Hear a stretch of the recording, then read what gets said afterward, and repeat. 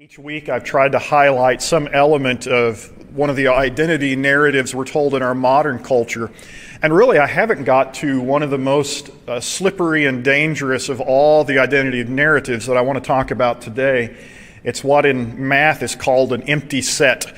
The idea that a lot of folks in this world go through life feeling like they have no identity at all. I don't know who I am, and I feel empty regardless of whoever you tell me I am. This is the reason all the other identity narratives are so attractive to people. The reason so many people are clamoring for some story that will tell them who they are and what their life's about and why it all matters is because so many people currently feel empty inside. They feel like their life is just kind of drifting and floating and aimless. And so they latch on to whoever has a compelling narrative today. Whatever the story is on social media or on the news or wherever you get your stories from, there's some story there and you say, maybe that's it. Maybe that's what my life is about. And you get excited about it for a little while. Ultimately, they're unfulfilling and unrewarding. And you end that roller coaster empty again, and you move on to the next one. And this is adult life for a large segment of the population. It's an emptiness that fills within. And this isn't even a new phenomenon. This is, in many ways, the challenge of being human. I'll give you two quotes that I stumbled across while I was prepping for this lesson. One very, very, very, very old, and one a little less old. But the first from Socrates in the voice, it's from Plato, but it's in the voice of Socrates. The unexamined life is not worth living, right? The idea that if you couldn't find some kind of meaning and value in your life, why would you even live it? And then the second one I stumbled across, Kurt Vonnegut. Plato says the unexamined life is not worth living. But what if the examined life turns out to be a clunker as well? And that so well summarizes the modern mood, right? Of we know there's supposed to be something my life is about. And yet every time I take that 5 minutes of effort to look at my life and try to evaluate it, I end up disappointed and I don't know what it's about. And we go through episodes of that throughout our entire lives. So what we want to talk about today is, does the Bible have anything to say to that? Is there a way to stop feeling so empty inside? To have an identity that rather than leaving me empty, leaves me full and gives me purpose. And Christianity claims, yes, very much yes, that's what we're trying to do here. And a great passage that discusses this very explicitly is in Ephesians chapter 5, beginning in verse 15. First verse says, "Look carefully then how you walk, not as unwise, but as wise, making the best use of the time, because the days are evil." You don't hear a lot of sermons about that verse, actually, because there's no gospel in it, right? It doesn't say, and Jesus was crucified and buried and raised from the dead. What he's saying there actually sounds more like something like Socrates, actually, like an ancient Greek philosopher. Stop wasting your life, right? Stop living an unexamined life. Look carefully how you walk. Paul is in agreement. You should examine your life. You should not walk aimlessly and drift through life. You should consider it, and consider not as unwise, but as wise. See that language again? Not right and wrong, but he's using philosophy language there of just, are you living a wise, healthy life or an unwise, foolish, unhealthy life? Are you wasting your life? Do you feel empty and dead? Or are you getting something out of it? Is it being used for some purpose? Making the best use of the time? Again, hear that language? Not there's right and there's wrong. It's there's better and there's best. All of us are doing something with our life. My time is my life. My life, by definition, is the amount of time from the cradle to the grave. That's who I am. I am the sum of the habits and events and choices that takes place in that time. Paul says, probably a good idea to make the best use of that, to do something with it of consequence, because the days are evil. It's that last bit where we finally get to something that sounds more like Paul. We once talk about right and wrong and evil. That is to say, yeah, there's a good way to use your life. There's a better, there's a best, there's a wise, there's an unwise. But also there is evil in the world.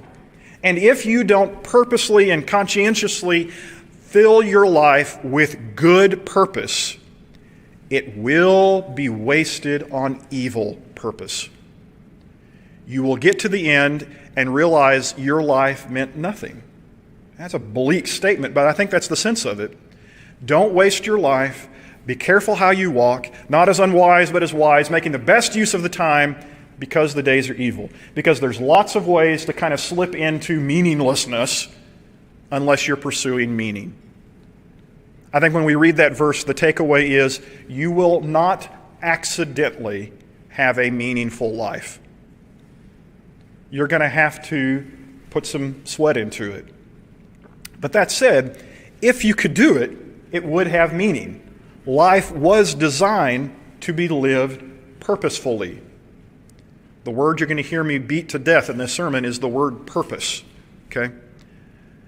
The reason, and this is again one of those places where from Aristotle to Paul to whoever you want to ask, anybody worth anything in philosophy and theology and Christianity and religion, it's the one thing we kind of all agree on is that your life is supposed to have purpose.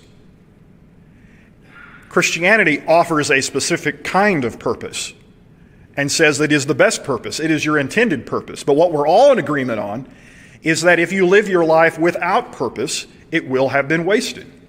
And you'll be unhappy with it. There's not enough nonsense and distraction that you can put in your life to fill up the place where purpose is supposed to go. Your life was designed to be lived purposefully. And when it's not lived with a purpose, you will feel despair. There is not enough joy that can be artificially crammed into your life to fix the despair you will feel when your life is lived without any kind of purpose. And the richest gift you can be given by another human being in many ways is a glimpse into purpose and how to live that life better. Paul continues then. He's going to pick up right there with that thought and say, therefore, do not be foolish, but understand what the will of the Lord is. And this, again, to me, there's so much Greek philosophy in the background of this, but this is where the divide happens. Don't be foolish, right? You need to seriously examine your life. You need to think about your life. What a Greek philosopher would say is, don't be foolish, be wise. What Paul says is, don't be foolish, do God's will. That it's not about doing introspective philosophy till the end of days until you get to a good answer. You're not tasked with trying to figure out the meaning of your life. That isn't going to ruin somebody's day, I know.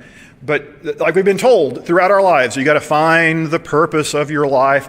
You don't have to invent it, is what Paul is trying to say. You don't have to go discover yourself. You're here. If you're human, we can tell you what that's about. That there is already a purpose built into your existence. You don't have to create one. You don't have to engineer one. This isn't a creativity process. This is just a recognition.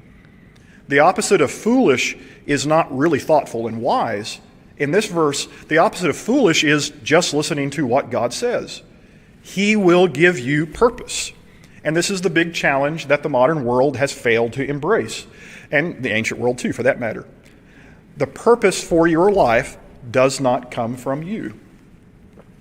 As long as you are looking internally for something to fill you up internally, that's not going to work.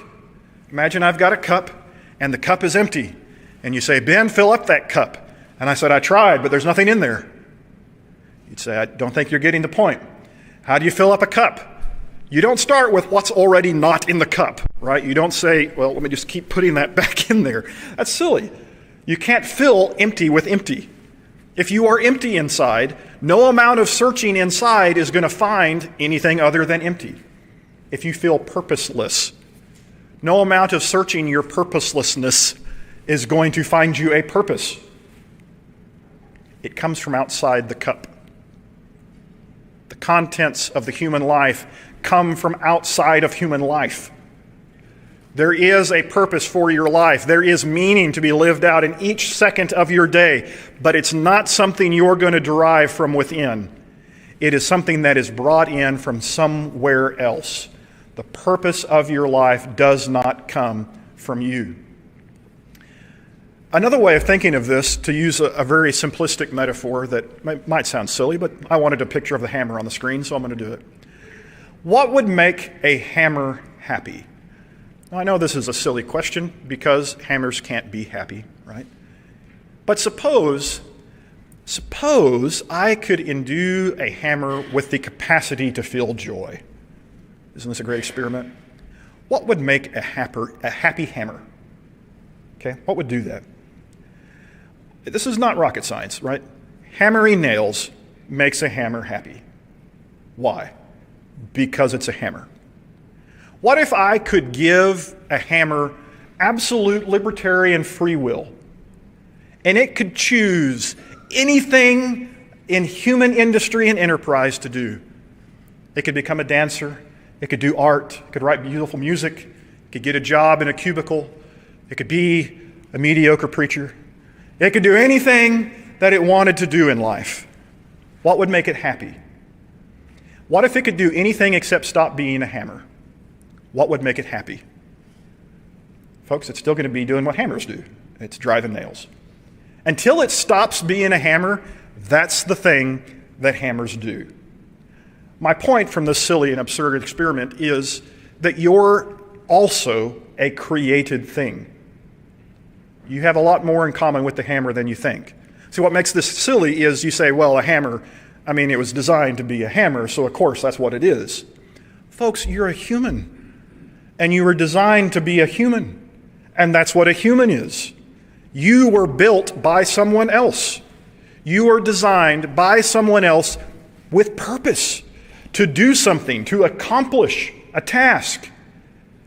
And then the illusion comes from that generous Creator also gave us just enough freedom to make some choices, and we think we can choose to stop being a hammer. We can choose to stop being image-bearing creatures made by our God, lumps of clay breathed into with God's breath. We think we can be something else. We have that much freedom. We forget, no, we're hammers with free will. We're still hammers. We're still humans. So what makes a hammer happy? What makes a human happy? If you were built to do something, you will not be content, you will not rest, you will not be satisfied until you are doing that thing. And humans were created with purpose. And no amount of choosing otherwise or disillusionment is going to change that. Okay, so let's find that thing. It will fill us up. What do we do instead? We try to fill ourselves up with everything else. We are distracted to death in modern society. We try to fill our time with anything that will distract us from the deep sensation that our life is being wasted. We waste our life so that we don't notice we are wasting our lives. Paul references again this very point in the following verse. Maybe. Click. There it goes. Do not get drunk with wine, for that is debauchery, but be filled with the Spirit. That is not a change in subject. Okay? He is still on the same subject. Do not be drunk with wine, for that is debauchery. Isn't that a great word? This is one of those where the translators just throw up their hands and say, we don't know what to do here. It's a funny word. The King James says, wherein is excess. I think is the NIV maybe that says, wherein is dissipation? Because dissipation is one of those easy words we use all the time, right? There's no good word for what goes there, so you just get something and the translators move on. Because the term they're employed in the Greek text is a picture word that goes with the idea of drinking wine. You have this cup, and you imagine this guy, and he's drunk. He's not had a little bit to drink, he's had a lot to drink. And he's got something in his cup at the start of the hour, but he walks around like this, telling stories, right? And he's just doing this number. And, hey, my cup's empty. Pour some more in there. Okay? That word for sloshing over the side is the word being employed here. That's why the King James translated it excess, spillage, overflow, waste, right? And the idea is that that's what you're doing with your life. Drunkenness is one of the tools we use to fill in the void where purpose and meaning are supposed to be. I don't feel like I have purpose. I don't feel like my life has meaning. I'm feeling despair. I'm feeling disappointed. But this makes me feel better. And so I just swing my cup around and it all spills out. Neither the cup nor me is actually any more full, right? I didn't make anything actually better. I just spilt some wine. And that's a whole style of living, of excess. And drunkenness just happens to be the example Paul uses. The point isn't about the alcohol per se. The point is about the choice to distract yourself to death, to ignore the emptiness by trying to pour something in that can never fill you up. You could do this with entertainment. You could do this with hobbies. You could do this with sex. You could do this with anything. You could do this with your job. Trying to put something in the void where meaning is supposed to be. He says, so don't get drunk with wine. What has he said instead? Be filled with the Spirit. What can the Spirit do that the other cannot? The Spirit can actually leave you full instead of empty. Why? Because the Spirit doesn't come from inside. He comes to the inside. Remember, you can't fill up the cup with the cup. Something has to be poured in to fill it. And Paul says, good news. There is someone who wants to fill your life. He personally wants to inhabit your life and renew in you the created purpose given to you by God to help you be the happiest hammer in the shed. He wants to do that work in you. You're going to have to stop pouring other things in there and start letting Him be filled. You be filled with Him. That's the task. There is an identity, and nothing else can fill the void where God should be. There is nothing you can put there that will change the Spirit-shaped hole in human life. The Spirit and the purpose that He brings come together in Christian faith and make us who we're supposed to be. Fun side note, though. If I stopped here, it would be a true sermon, but a frustrating one. Because you may have noticed something in that last verse. It's a tricky thing. Be filled with the Spirit. Everyone ready to go? It's back to school time, isn't it? Let's go back to grade school and do some grammar. Be filled with the Spirit. What kind of sentence is that? That is an imperative. That is a command. It's not a declarative statement. Stand there and I will fill you with my Spirit would be a declarative statement, right? I have nothing to do, I just wait. And this is, by the way, how a lot of people practice Christianity. Just waiting, right, for the filling to happen. But this statement is not made as a promise. There are other passages that promise the abiding presence of God. This isn't one of them. This one is stated as a command. You must actively be filled with the Spirit. Now, if I say to you, fill this cup with coffee, I know how to do that. I'm really good at it. If you say, be filled with the Spirit, it's not quite as clear to me. How do you obey a command to get more God inside of me? He's not in a picture over there. How do I do that? Other than waiting for it to happen, I would be at a loss. But thankfully, Paul knew how confusing that command was going to be. And so he starts attaching to it modifiers that tell you how the task is done. Addressing one another in psalms and hymns and spiritual songs. Singing and making melody to the Lord with your heart. Giving thanks always and for everything to God, the Father, in the name of our Lord Jesus Christ. Submitting to one another out of reverence for God. Those are not 5 separate sentences. That is one run-on sentence. The main verb was in verse 18. You must be filled. And then he gives you these clauses that say, and here are behaviors that invite the filling spirit and purpose of God into your life. There are things that you can do that instead of distracting yourself to death, amusing yourself to death, actually invite purpose and meaning into your life. You want to be filled with the Spirit? Be addressing one another, singing, making melody with your heart, giving thanks always, submitting to one another. Or put another way, and maybe even simpler term, to be filled with the Spirit, practice fellowship. To be filled with the Spirit, worship God. To be filled with the Spirit, practice joyfulness. To be filled with the Spirit, practice gratitude. To be filled with the Spirit, practice selflessness. Isn't that ironic? The problem of purpose was that we felt empty. And so we didn't feel empty, we kept pouring ourselves into ourselves. Well, that didn't work.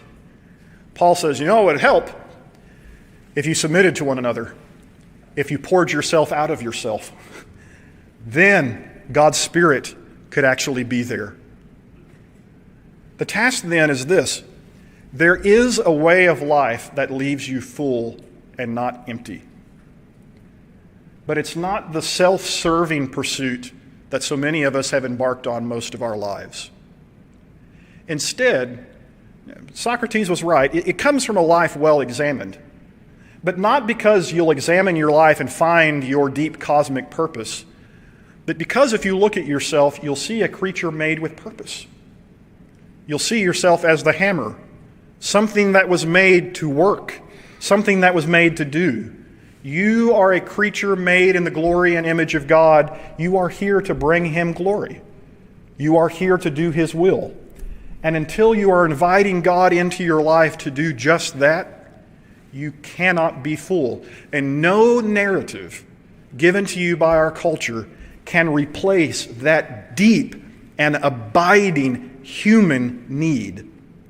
There is a reason every era and every region of human existence has had religion in it in some form or facet, because we recognize the shape of what's missing. Paul says, this is what it looks like.